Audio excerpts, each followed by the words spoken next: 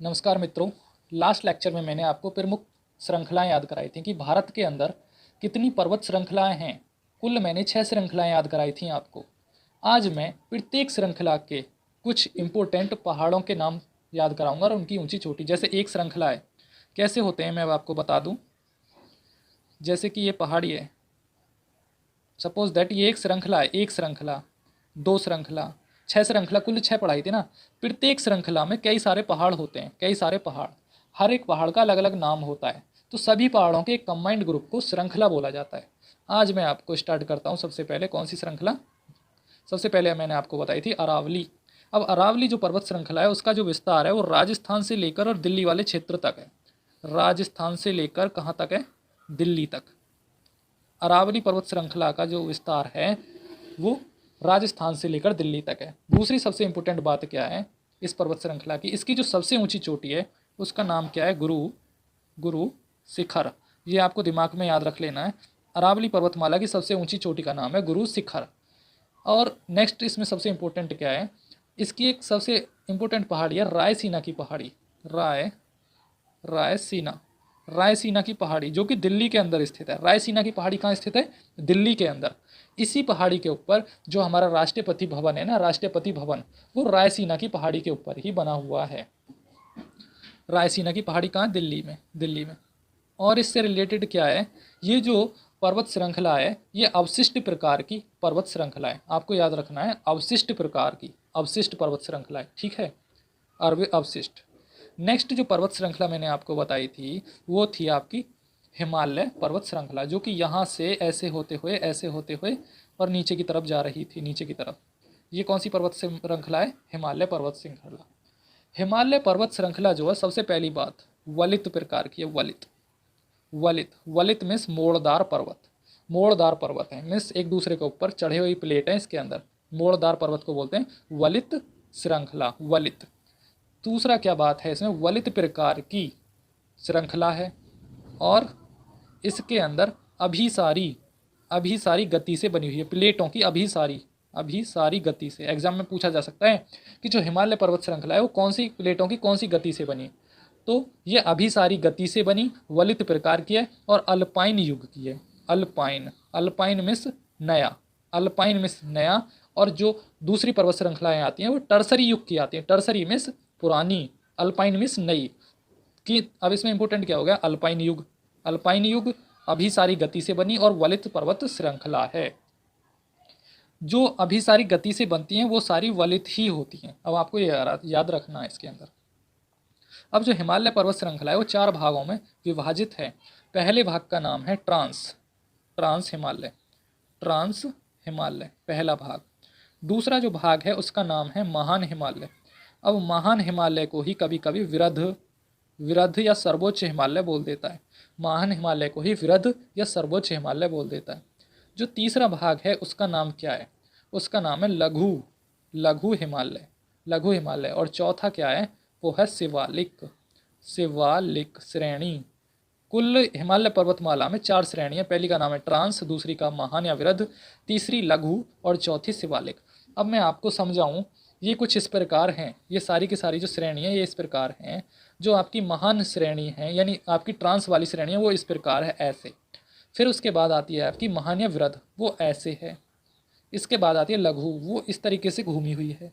और इनके नीचे है शिवालिक श्रेणी। तो जब भारत का मैप देखते हैं ना आप, अब मैं भारत के मैप में दिखाऊं, ये जो जम्मू कश्मीर वाला क्षेत्र है, ये जम्मू कश्मीर वाला क्षेत्र, यहाँ से लेकर और यहाँ तक जितने भी अरुणाचल प्रदेश तक ऐसे नेपाल होते हुए ऐसे जो पर्वत हैं वो ट्रांस हैं। अब मैं दोबारा से मैप पे दिखाऊंगा आपको।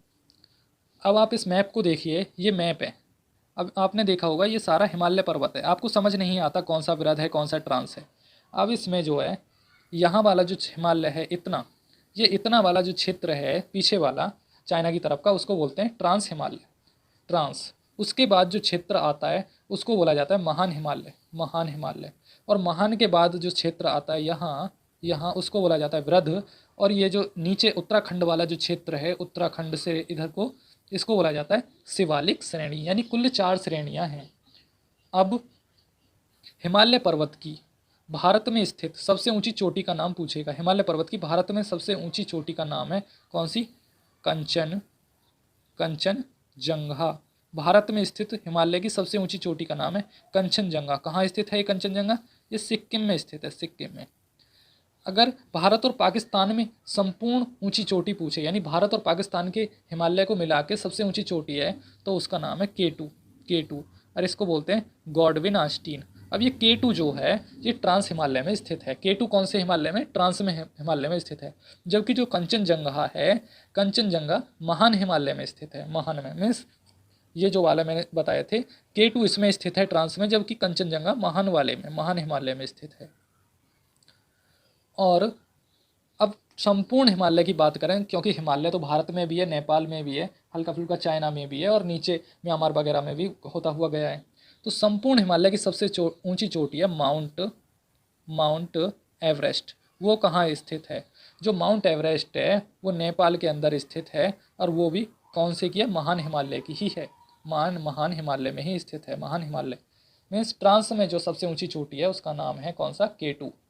और भारत में स्थित कंचनजंगा भी महान की है और माउंट एवरेस्ट भी महान हिमालय की ही है। और मैं अब आपको बता दूं भारत में स्थित हिमालय की कुछ ऊंची चोटियों के नाम।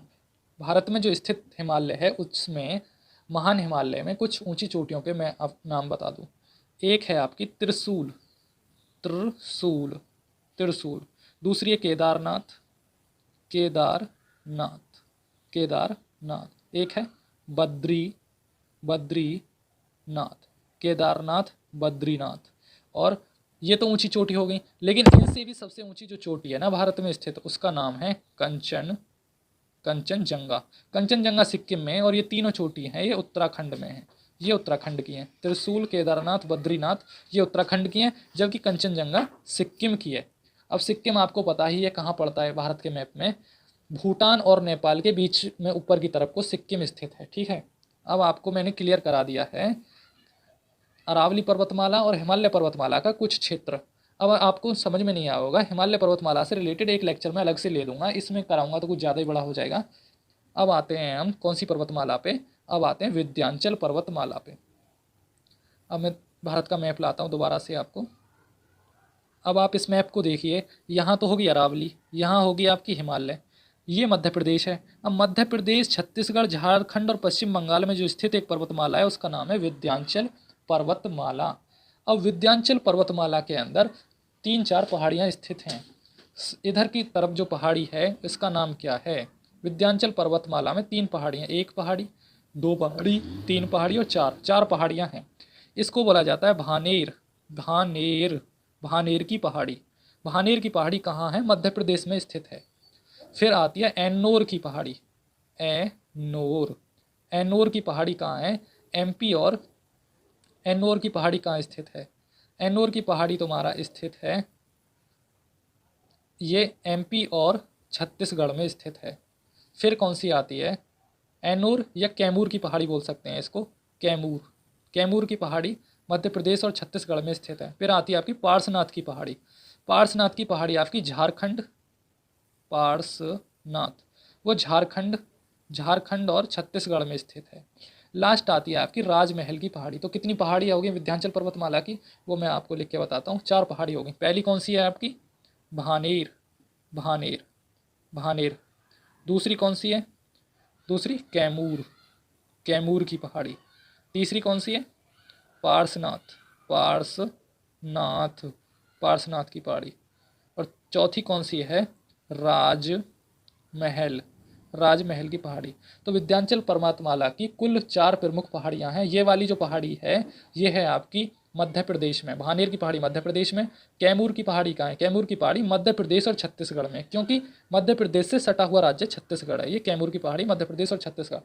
पार्श्वनाथ की पहाड़ी छत्तीसगढ़ और झारखंड, क्योंकि ऐसे हैं, ये आपका MP हो गया इस तरीके से, MP, ये छत्तीसगढ़, ये झारखंड और ये पश्चिम बंगाल। मध्य प्रदेश, छत्तीसगढ़, झारखंड, पश्चिम बंगाल ये चारों राज्य एक दूसरे से भिड़े हुए हैं। तो यहाँ होगी आपकी कौन सी? भानेर।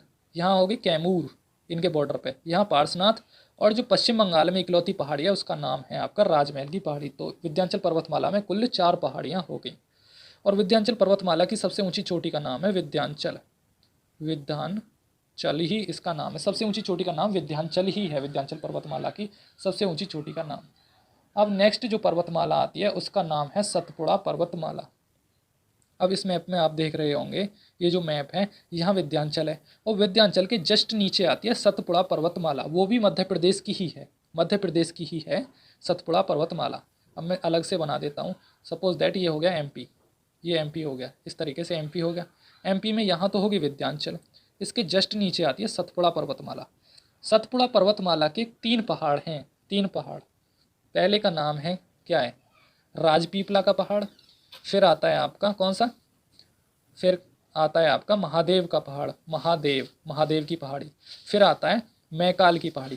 पहले का नाम राजपीपला, राजपीपला, दूसरे का नाम महादेव, महादेव की पहाड़ी, महादेव की पहाड़ी, तीसरा मैकाल, मैकाल की पहाड़ी। तो अगर मैं बात करूं सतपुड़ा पर्वतमाला की जो सबसे ऊंची चोटी है वो किस में स्थित है, वो आपकी महादेव की पहाड़ी में स्थित है और उसका नाम है धूपगढ़, धूपगढ़। तो सतपुड़ा पर्वतमाला की सबसे ऊंची चोटी क्या है, धूपगढ़, और वो कौन सी पहाड़ी में स्थित है, महादेव की पहाड़ी में। लेकिन जब मैकाल की पहाड़ी की बात करते हैं तो मैकाल की पहाड़ी में एक ऊंची चोटी है जिसका नाम है अमरकंटक, अमरकंटक। तो आपको कंफ्यूज नहीं होना है, मैकाल की पहाड़ी में सबसे ऊंची चोटी है अमरकंटक, जबकि संपूर्ण यानी पूरी की पूरी सतपुड़ा पर्वतमाला की सबसे ऊंची चोटी का जो नाम है वो है धूपगढ़। अब धूपगढ़ में ही पंचमढ़ी स्थित है, पंचमढ़ी नामक जो हिल स्टेशन है वो धूपगढ़ी में स्थित है। तो अब तक मैंने आपको 4 पर्वतमाला समझाई। पहली थी आपकी कौन सी, हिमालय पर्वतमाला, दूसरी अरावली, तीसरी विंध्याचल, चौथी सतपुड़ा पर्वतमाला। अब तक मैं आपको 4 पर्वतमाला समझा चुका हूँ। अब मैं आपको एक बात और बता दूं, जो ये विंध्याचल पर्वतमाला है ना, जो विंध्याचल पर्वतमाला है एमपी में जो विंध्याचल पर्वतमाला है ये एमपी में विंध्याचल है, तो इसके इधर तो निकलती है नर्मदा, नर्मदा नदी, ऊपर की तरफ जाती है सोन नदी, यानी उत्तर की तरफ सोन नदी, पश्चिम की तरफ नर्मदा और पूर्व की तरफ इससे निकलती है महानदी, महानदी, यानी कुल 3 नदियाँ निकलती हैं। नर्मदा, नर्मदा इधर आ गई, नर्मदा, नर्मदा, नर्मदा, ये होगी सोन नदी, सोन नदी, ये कहाँ जा रही है, जम्मू कश्मीर की तरफ, और ये महानदी ये पश्चिम बंगाल की तरफ जा रही है। ठीक है, तो विंध्याचल पर्वतमाला से कुल 3 नदी निकलती हैं, एक का नाम है नर्मदा, सोन और महानदी। ठीक है, नर्मदा का उद्गम स्थल मध्य प्रदेश है और कहाँ से है, विंध्याचल से। ठीक है, सतपुड़ा से होकर निकलती है। अब नेक्स्ट पर्वतमाला है आपकी भारत का, जब इस भाग को देखते हैं नीचे वाला प्रायद्वीप भारत का जब भाग देखते हैं तो इसमें महाराष्ट्र से लेकर कर्नाटक और केरला तक एक पर्वतमाला फैली हुई है जिसका नाम है सह्याद्री पर्वतमाला, सह्याद्री पर्वतमाला, और ये भारत की दूसरी सबसे लंबी पर्वतमाला है। इसकी जो खासियत ये है कि भारत की दूसरे नंबर की सबसे लंबी पर्वतमाला है। पहली कौन है, हिमालय पर्वतमाला। अब सह्याद्री पर्वतमाला में जो है क्या है, सह्याद्री पर्वतमाला में 4 चोटी हैं। सबसे ऊंची चोटी का नाम क्या है, कुद्रेमुख। सह्याद्री पर्वतमाला की सबसे ऊंची चोटी का नाम क्या है, कुद्रेमुख, कुद्रेमुख। अब ये सह्याद्री इस तरीके से बटी हुई है, इस तरीके से, इस तरीके से। अब इसको 2 भागों में विभाजित कर दिया जाता है। इसको बोलते हैं उत्तरी सह्याद्री, उत्तरी, और इसको बोलते हैं दक्षिणी, दक्षिणी सह्याद्री। ठीक है, इसको उत्तरी सह्याद्री, इसको दक्षिणी सह्याद्री।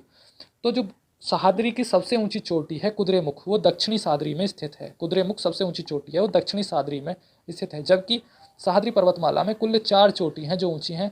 पहली है कालसुबाई, यहाँ मैं लिख देता हूँ अच्छे से, इस तरीके से सिक्वेंस में है। यहाँ है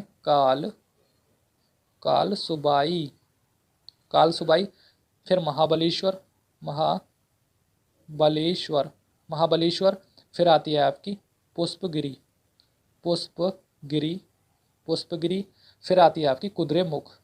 तो अगर सह्याद्री पर्वतमाला की सबसे ऊंची चोटी की बात करेंगे कुद्रेमुख है, कुद्रेमुख, और दूसरी सबसे ऊंची चोटी है कालसुबाई, कालसुबाई, कालसुबाई, और तीसरी है पुष्पगिरी। 4 चोटी हैं इसमें, सबसे ऊंची चोटी कुद्रेमुख है, कुद्रेमुख, दूसरी कालसुबाई और तीसरी पुष्पगिरी।